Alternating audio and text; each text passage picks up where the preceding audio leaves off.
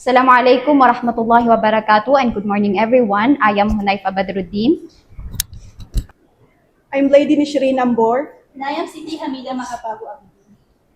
And we are the group Report. one who will be We will be discussing chapter 1 quantitative analysis. Vice Speaker? So, before tayo mag-start, mag-icebreaker muna tayo kasi masyado na kami kinakabahan. Tapos, sige, para din maano yung ma-hype mood natin. So, super easy lang ito. So, microphone. Aduh, hindi yung accounts kay Taguro. Microphone sa skater. Pero problem sa board. Paano? So, yung game po natin is pass the ball.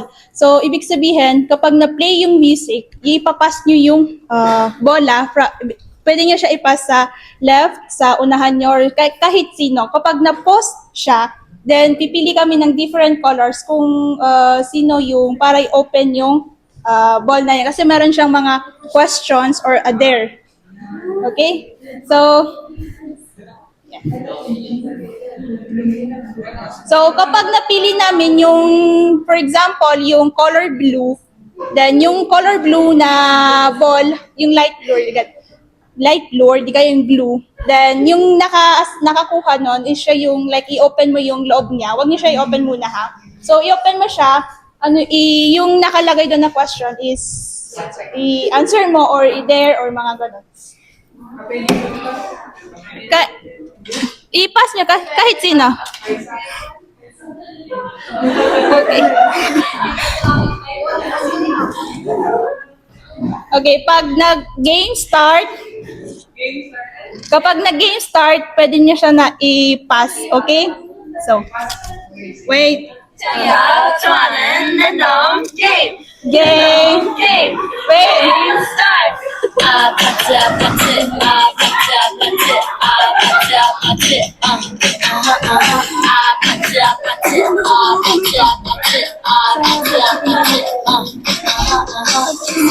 Kissy face, sexy phone.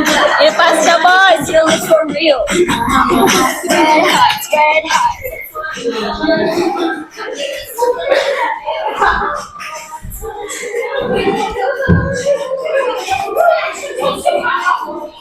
Ang talaga ka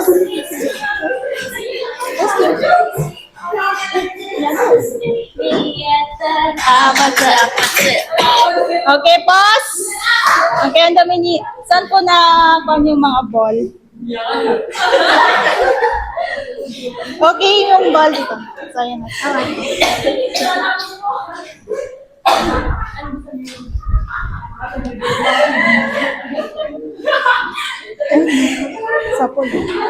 Okay, so... mamaya nyo na siya i-open. Excuse, mamaya nyo siya i-open. Sir, excuse sir, can you give a color? Anything. Yes sir. Yellow. Sino yung yellow?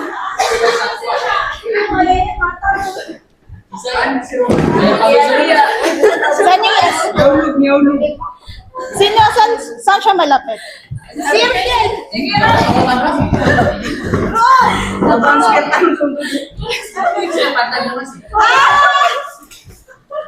sa'yo? Ano? Sa sud?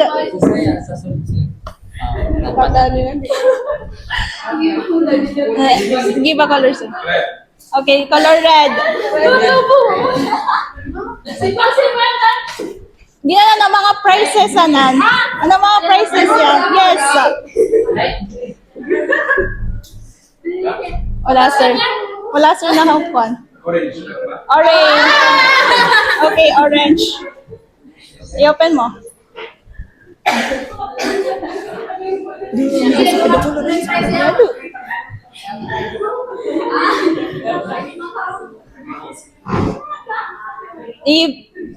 Basahin mo siya. What do you call a shape with 8 sides? A. Pentagon. B. Hexagon.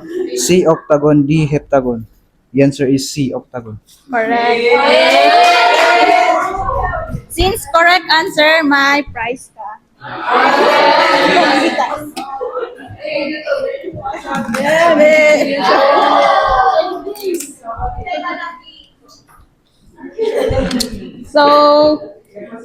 Gusto niya ba mag-open? Meron pa mga price. Sige, open natin siya. Oh. Color green. Dapat magawa niyo yung Dear Jana. Okay, basahin mo. Would you rather only be able to walk backward or only be able to crawl everywhere? So, ano yung pipiliin mo? I think crawl everywhere. Oh. Bigyan na dulce. Okay. Twister. Yes. Tayo ka. Tayo ka. Okay, since tongue twister mo siya. Cheeky Cheddar Charlie cheerfully chased chunks of chilled cheesy churros while chuckling at chubby cheese churning chipmunks chewing chunky cheddar beneath a cheesy chandelier, causing chaos in the cheese chamber where cheesy champions chomp cheddar crisp and chant cheesy chants in cheesy checkered coats. So, ano yung pinaka-highlight word dyan? Wait lang. Cheese? Yes, cheesy. Cheese. Okay, may cheesy ka. Okay, sino pa may ball? Wala? Sino pa may ball? Wala pa? Okay, blue.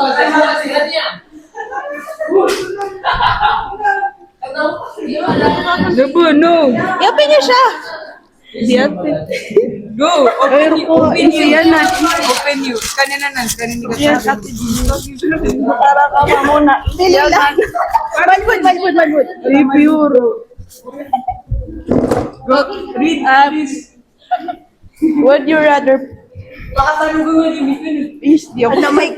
in the middle of the crowd more once or pee your pants a little every day for So, ano yung mas gusto mo? sa first? Sino pa may ball? Ikaw? Ikaw? Gusto mo i-open? Iyargun mo muna, sapo. 10. Naska. Si... Lima, kapakay? 5? 10 yan. Hindi pa ito na-open? Ayaw mo na dito?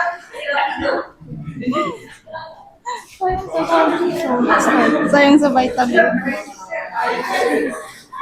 Since we all done for the icebreakers, mag-start na tayo sa report.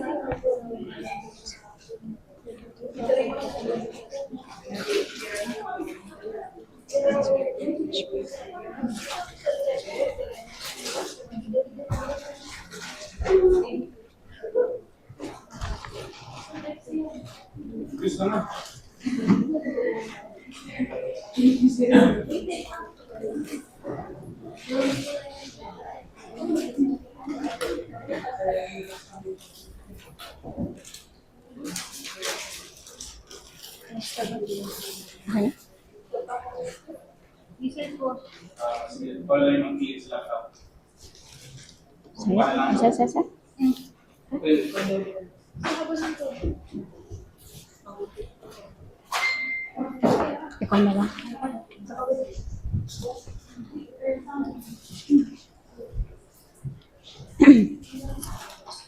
Okay na? Okay, assalamualaikum again. So, we are going to we will be discussing chapter 1 quantitative analysis. So, according to Render and Ster in their 1988 book Quantitative Analysis for Management, according to them, quantitative analysis is the scientific approach to managerial decision making. So, what does that mean? So, first, what is scientific approach pala? So like, kapag naririnig natin yung word na scientific, ano yung like una nating naisip? So, di ba? So, di ba, we usually think of like lab gowns, yun nga, science, or scientists doing experiment, or maybe chemistry or physics. So, well, that's normal kasi we often associate the word scientific with science or like mga science classes or laboratory work. Pero, as we all know, scientific approach is not just for scientists. It is also very useful for mga businesses and management. So in business, scientific approach means solving problem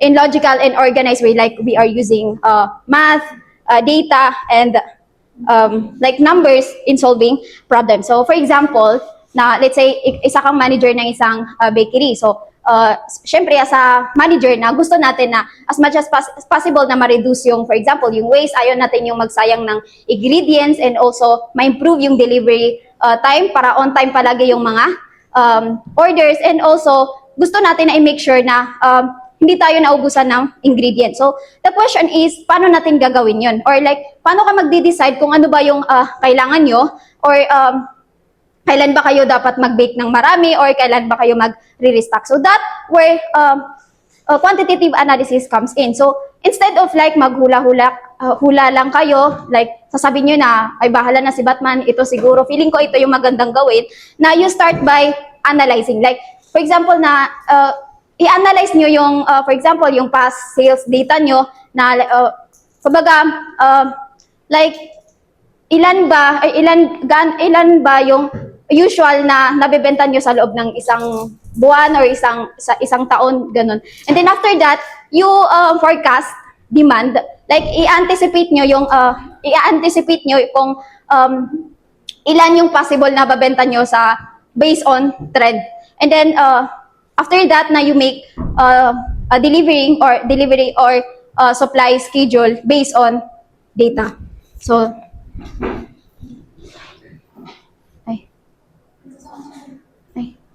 pwede na?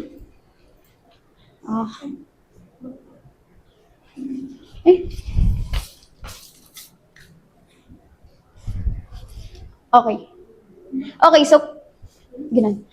Quantitative analysis is actually known by many other names. So yes, marami po tayong tawag sa quantitative analysis, but they all refer in the same general field of using tools and techniques in solving problems. So yes, some of the other names of quantitative analysis includes operation research, operational research, operation analysis, quantitative methods, system analysis, decision analysis, and the most popular one, management science. So again, they all differ. Again, they all define slightly different things, but again, they are basically like on the same ano ba yun? Idea. Next. Let's define the most popular terms, operation research and management science. Now, these two terms are often used interchangeably, but while yes, they are closely related na, they subtle difference in their focus and application. So let's start with operation research. Operation research is the application of scientific method, techniques, and tools to problem solving involving the operation of systems so as to provide those in control of the operation with optimum solution to the problem. So, meaning to say, again, we apply scientific method like structured techniques like data analysis, mathematical modeling, simulation, and optimization tools in solving problems involving operation system. Meaning to say, ang operation research, na-focus yan siya sa operation system. Like how a business organized or like process runs, for example, yung mga transportation, production, or inventory management. So, ang goal ng operation research is, yun nga, to provide optimum solution to the problem. So, for example, again, isa kang manager ng isang delivery company, and then operation research can help you to, for example, to plan the shortest and fastest na route para as much as para kahit paano na makatipid din sa fuel, for example, or ma-deliver on time yung kung ano man yung dapat i-deliver. And then next one, management science. So, Turban and Meredith, 1994, defined management science as the application of the scientific method to the analysis and solution of managerial decision-making problem. And also, the Committee on Operation Research defined it as the application of the scientific method to the study of operation of large, complex organization or activities. So, yung management science naman is, again, it also apply scientific method. Pero this time, na ang focus ng management science is on managerial decision making. So it's like, it's more geared towards like planning, forecasting, budgeting, or even mga strategic decision making. So usually, ito yung ginagamit natin sa mga large, complex na, or mga complex na organization such as corporation, even yung sa government, and or mga multi-branch na mga businesses. So ang focus ng management science naman is to help manager na sa pagde-decide based on analysis. So for example, again, na let's say you are the manager ng isang supermarket chain, and then management science can help you to decide kung for example, gaano ba karami yung stock na kailangan nyo, or how many staff yung kailangan nyo, or at saka yung paano kayo magsiset ng price doon sa, for example, if sa product nyo to maximize profit. So it's like management science help you to use data or analysis and to make the best decision. Next. Okay, common. Yung common ng dalawa, ng management science and operation research is the application of the scientific method to decision-making problems in organization. So, meaning to say, management science and operation research, na they both use quantitative analysis. So, like we observe, we gather data, we analyze, and then we make logical decision. Next. Ay, kakunman na nang? Sa akin na? Ay, okay, how they differ and interconnected, or like how yung management science, operation research, and the quantitative analysis related. Okay, so quantitative analysis and management science na these two are often usually associated with using quantitative or numerical techniques in solving problems, whereas operation research na it is usually more focused on mathematics to model and to solve problems. So pero in real life practice na these three terms are often used interchangeably.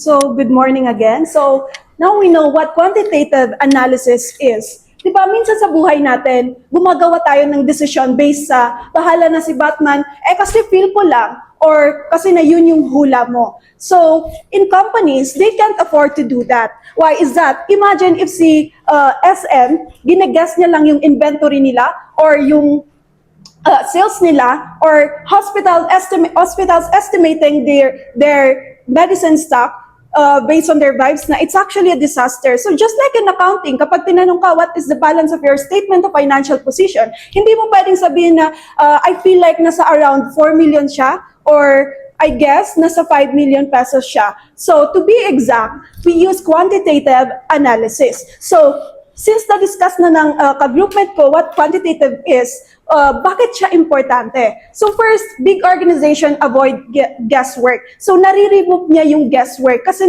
in quantitative analysis na na-help ka niya makapag-decide, hindi based sa assumption mo lang. Kasi na, for example, gusto mong mag-produce ng fried chicken every day. So para hindi ka makapanghula na, okay, let's produce 5,000 pieces of Chicken Joy. You use quantitative analysis. Tignan mo yung customer demand, yung sales mo, para makagawa ka ng decision. Wag kang feeling na, okay, feeling ko mas papatok to. Kasi bababa yung pwedeng maging dangerous yung business mo.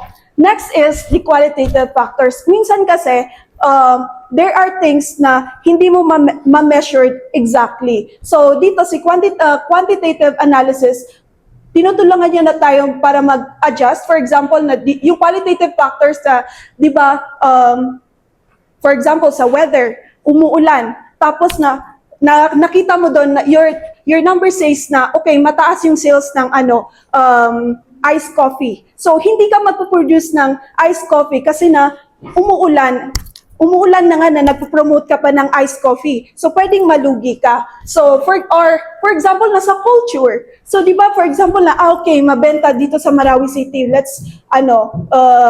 Marami yung tao dyan. Pwede tayong mag-produce tayo ng maraming crop tops. So, hindi ka mag-produce ng crop tops kasi sinasabi dun sa culture na yun na hindi nga pwede. So, that's qualitative factors. So, dito naman, if no qualitative factors, walang issue about sa weather, sa culture, sa technology, sa law, pwedeng let the system decide. Diba? For example, pag nanonood kayo ng YouTube, sa YouTube, lagi niyong pinapanood yung vlogs ni Ivana Alawi. So, dahil doon, nakikita ng sistema, lagi niyang pinapanood yung vlogs niya. So, parang pag open mo ng YouTube, makikita mo na mga recommendation about sa vlog ni Ivana Alawi. Nagigets niyo? Yun na. Yeah, why? So, ngayon, modern day, quantitative analysis techniques are used in business. Hindi na siya para sa mga factories. Ginagamit na rin siya sa business, sa government. For example, sa government, makikita nila na, okay, magpagawa tayo ng, ayusin natin yung roads. Kasi according to this data na dito nagkukos yung traffic or maraming na-accident dito. So, that's the reason why quantitative analysis important in decision making.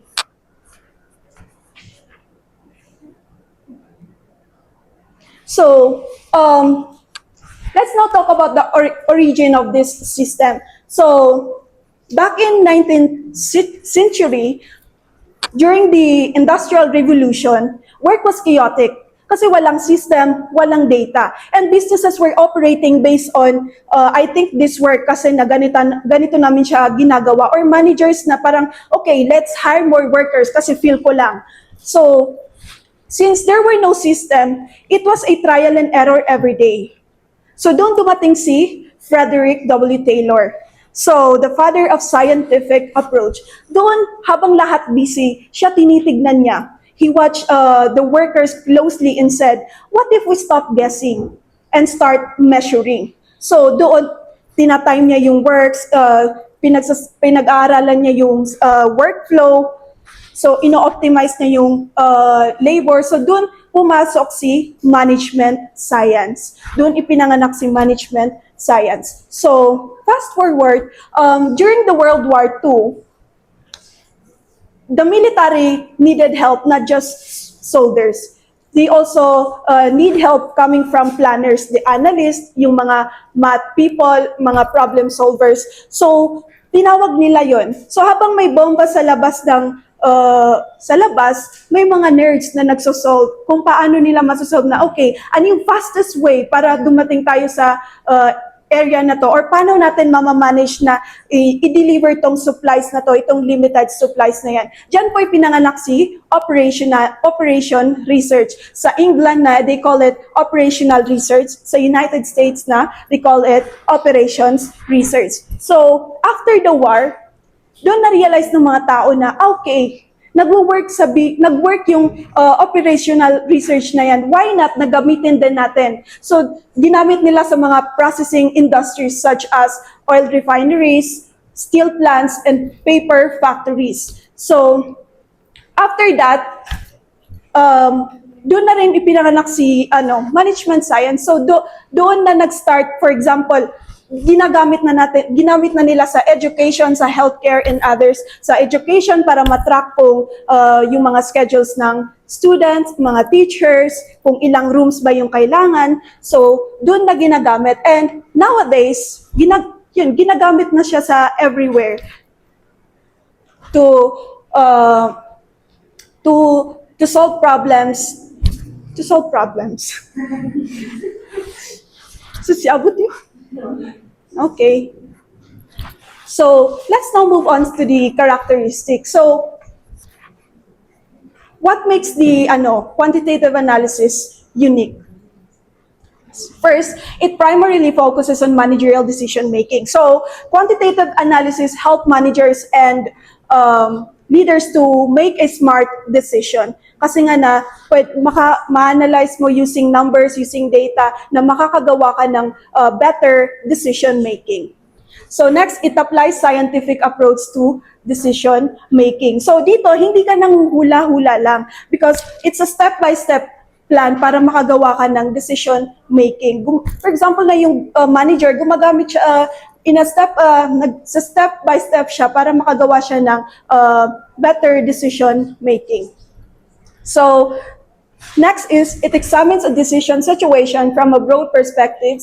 That is, it uses a system approach. Dito si quantitative analysis, hindi niya lang tinitignan yung isang side. Kino-consider niya lahat. For example na you're planning an event. Tapos hindi mo lang dapat i-consider yung venue. Kino-consider mo din yung budget, yung people, yung food. Everything na pwedeng maka-affect doon sa event na yun. So, it uses methods and knowledge from several disciplines. So, quantitative analysis uses, it takes ideas from math, economy, iba't ibang field ba para makagawa ng decision. For example na sa hospital, they use math para ma-detect nila kung ano yung mga pwedeng magandang schedules for their workers. They use psychology para doon sa mga patients nila. Next is, it relies on mathematical and other quantitative models. So, gumagamit ka ng formula, gumagamit ka ng math in order to make a better decision. Ganun lang naman siya. So, lastly, it extensively uses electronic computers. So, nowadays, na kapartner mo na si mga computers, technology, in order para mas mapabilis yung process. For example, na si Shopee, gumagamit siya ng computers para matrack niya yung mga millions of orders na yan or orders na yun. Yun na yun. Thank you.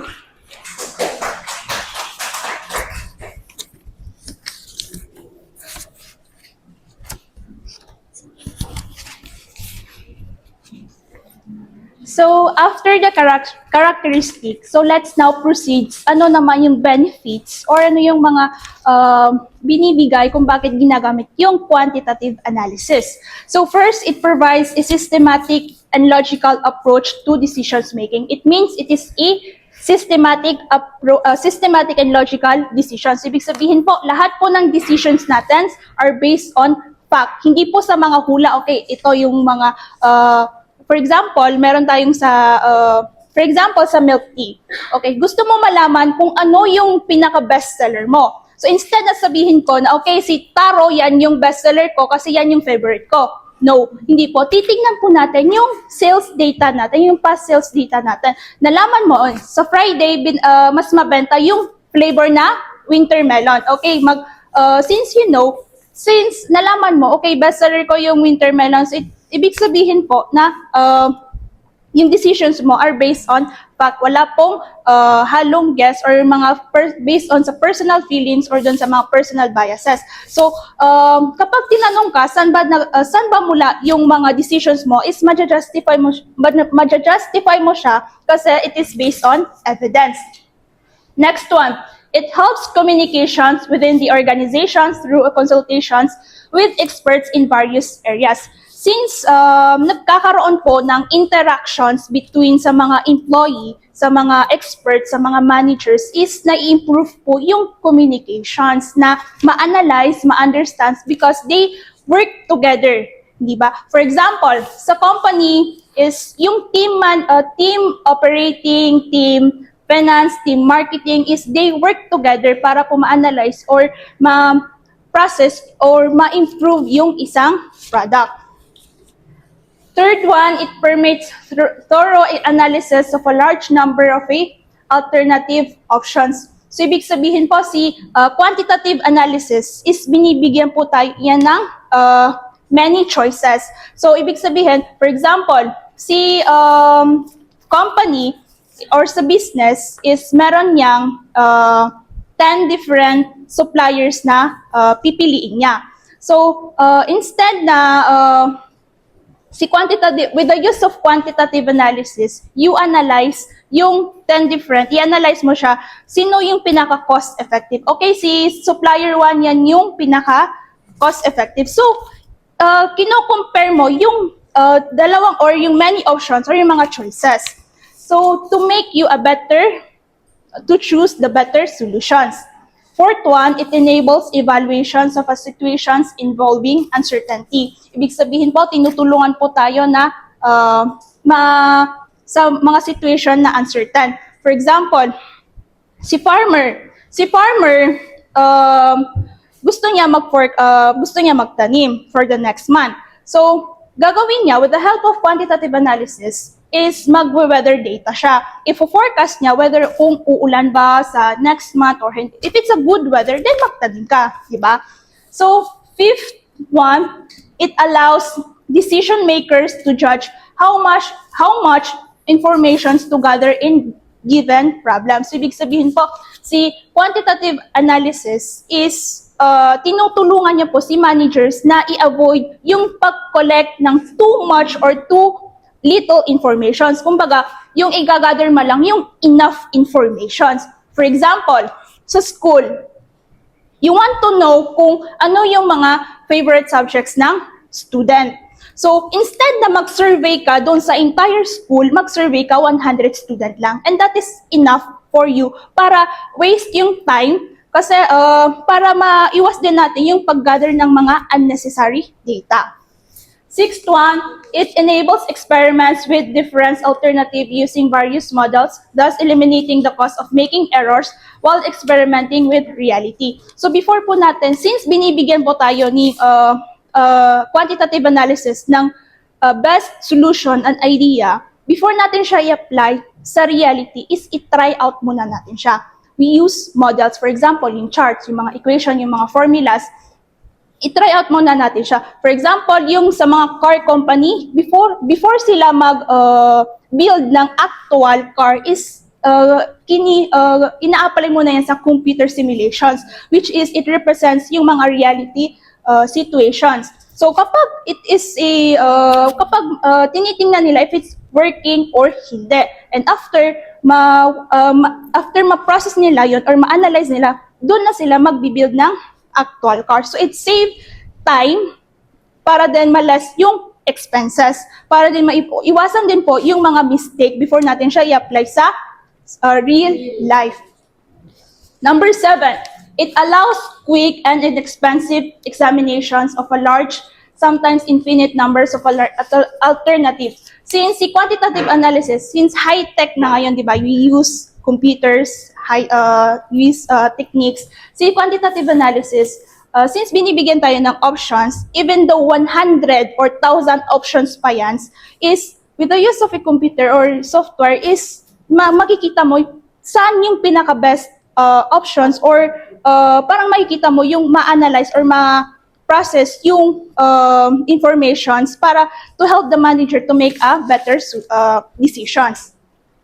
Number 8, it enables quick identifications of the best available solutions. Since na-compare mo yung solutions, then natutulungan ka niya saan yung pinaka better choices or best options kung saan mo siya pipiliin. And it increases the effectiveness of decisions. So na-increase yung effectiveness ng decision. So, ibig sabihin po, kumagamit ka ng quantitative analysis para yung mga nag-gather mo na data is more on effective kasi based on fact siya, di ba? So, let's now proceed sa limitations. Si quantitative analysis is very powerful siya, pero hindi siya perfect. Meron siya pong hangganan, may limitation siya. First, meron siyang time-consuming. It is very time-consuming. It takes time. Why? Kasi mag-gather ka pa ng For example, is mag-identify mo pa yung problem. After mo ma-identify, you gather data. Yung data na yun, pwede it takes days or weeks before ka ma-gather ng data. After mag-gather mo is mag-analyze ka pa. Pag na-analyze mo, hindi agad-agad is na-analyze mo. So, ibig sabihin po, it takes time. So, second one, assessments of uncertainties are difficult to obtain. Si quantitative analysis is based on sa mga numbers, right? Pero there are things na hindi natin ma-measure into numbers. So, kailangan po natin i-consider yung mga yung qualitative, di ba? Yung qualitative techniques. So, not all the things are di ba, sa mga numbers. So, third one, it evaluates decisions in terms of sometimes oversimplified models of a reality, possibly leading to erroneous or recommendations. Kumbaga na-oversimplified na yung reality too much. Kumbaga yung mga model, hindi yan perfect. Merong mga certain na yung, di ba for example, yung before ka gagawa ng car is i-computer simulation mo siya. Titingnan mo if it's working. Pero may mga times na merong mga details na hindi na nasasali. For example, yung budget app. Yung budget app, sinasabi sa'yo na, okay, maliit yung kakainin mo, yung mag-save ka, pero it doesn't consider yung culture, yung mga family needs. Yung mga family needs mo. So it's not perfect, di ba? Fourth one, it can be expensive to undertake relative to the size of the problems. Yes, it is very expensive. Kasi why? Kasi sa mga company, mag-hire ka pa ng mga experts. It's very a disadvantage dun sa mga small problems. Bibili ka pa ng mga software para ma-forecast mo yung isang, if you want to forecast, then it's very expensive, di ba? So kapag, even though yung small problems is kukuhan pa dun sa mga, using quantitative analysis. So, fifth, it results may be abandoned for various reasons, resulting in unproductive expenses. So, after pwede po siya ma-ignored or pwede siyang hindi i-apply. Bakit po? Kasi yung, for example, si company is nag-hire siya ng qualitative analysis. Pero si manager, pinili niya yung personal biases niya. Instead, naggamitin niya yung binigay ni qualitative analysis, yung mga options na to make a better decisions. Si manager, pwede niya, okay, ito yung gusto ko kasi ito yung pipiliin ko kasi yan yung gusto ko. So, pwede po ma-ignore yung quantitative analysis. So, na-waste po yung effort and time.